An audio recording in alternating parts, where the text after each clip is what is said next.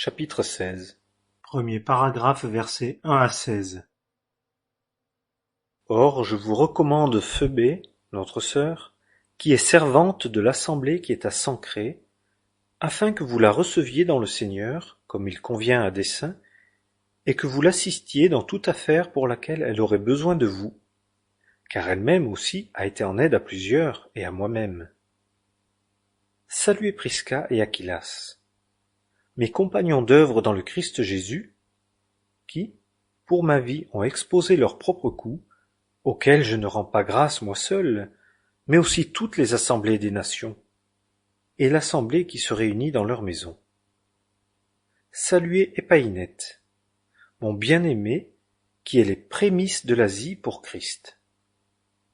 Saluez Marie, qui a beaucoup travaillé pour vous.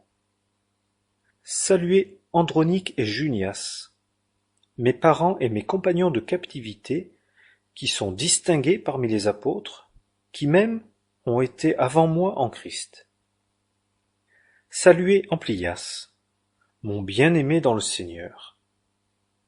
Saluez Urbain, notre compagnon d'œuvre en Christ, et Stachys, mon bien-aimé. Saluez Apelles, approuvé en Christ. Saluez ceux de chez Aristobule. Saluez Hérodion, mon parent. Saluez ceux de chez Narcisse, qui sont dans le Seigneur. Saluez Tryphène et Tryphose, lesquels travaillent dans le Seigneur. Saluez Persis, la bien-aimée, qui a beaucoup travaillé dans le Seigneur. Saluez Rufus, l'élu dans le Seigneur, et sa mère, qui est aussi la mienne. Saluez Asyncrite, Phlégon, Hermas, Patrobas, Hermès, et les frères qui sont avec eux.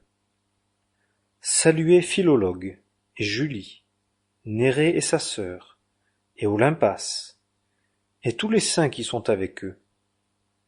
Saluez-vous les uns les autres par un saint baiser. Toutes les assemblées du Christ vous saluent. Deuxième paragraphe, versets 17 à 20. Or je vous exhorte, frères, à avoir l'œil sur ceux qui causent les divisions et les occasions de chute par des choses qui ne sont pas selon la doctrine que vous avez apprise, et éloignez-vous d'eux. Car ces sortes de gens ne servent pas notre Seigneur Christ, mais leur propre ventre. Et par de douces paroles et un beau langage, ils séduisent les cœurs des simples. Car votre obéissance est venue à la connaissance de tous. Je me réjouis donc à votre sujet, mais je désire que vous soyez sages quant au bien et simples quant au mal. Or le Dieu de paix brisera bientôt Satan sous vos pieds. Que la grâce de notre Seigneur Jésus-Christ soit avec vous. Troisième paragraphe, verset 21. Timothée, mon compagnon d'œuvre, et Lucius, et Jason et Sosipater, mes parents vous saluent. Quatrième paragraphe, versets 22 à 24. Moi, Tertius, qui ai écrit la lettre, je vous salue dans le Seigneur. Gaius, mon hôte, et celui de toute l'assemblée vous salue. Éraste, l'administrateur de la ville, et le frère Quartus vous saluent. Que la grâce de notre Seigneur Jésus-Christ soit avec vous tous.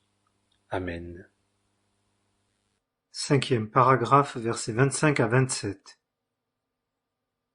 Or, à celui qui est puissant pour vous affermir selon mon évangile et la prédication de Jésus-Christ, selon la révélation du mystère à l'égard duquel le silence a été gardé dès les temps éternels, mais qui a été manifesté maintenant, et qui, par des écrits prophétiques, a été donné à connaître à toutes les nations, selon le commandement du Dieu éternel, pour l'obéissance de la foi, au Dieu qui seul est sage, par Jésus-Christ, auquel soit la gloire éternellement.